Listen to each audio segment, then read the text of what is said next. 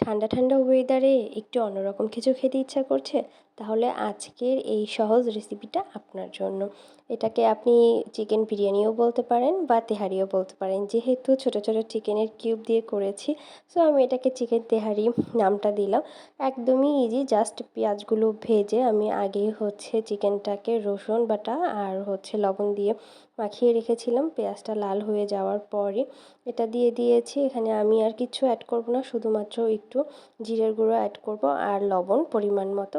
আচ্ছা, আমি যেহেতু কুকিং ভিডিও করি না, তাই আমার কিচেনের সেটআপ সেরকমভাবে অ্যারেঞ্জ করা নেই। যারা কুকিং ভিডিওগুলো করে বা অনলি কুকিং ভিডিও নিয়েই কাজ করে, তাদের সেটআপটা অনেক সুন্দর থাকে, আমার বেশ ভালোই লাগে।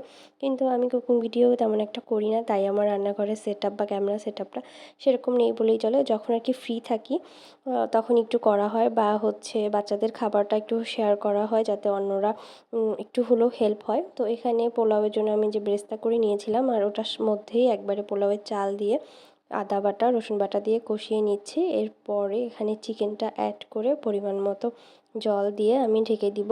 তো যেহেতু লাস্টের দিকে একটু তাড়াহুড়া ছিল, তো ফিনিশিংটা আর করা হয়নি। আমি এর সাথে ছবিটা অ্যাড করে দিব কেমন এসেছিলো তেহারির কালারটা। Bye bye.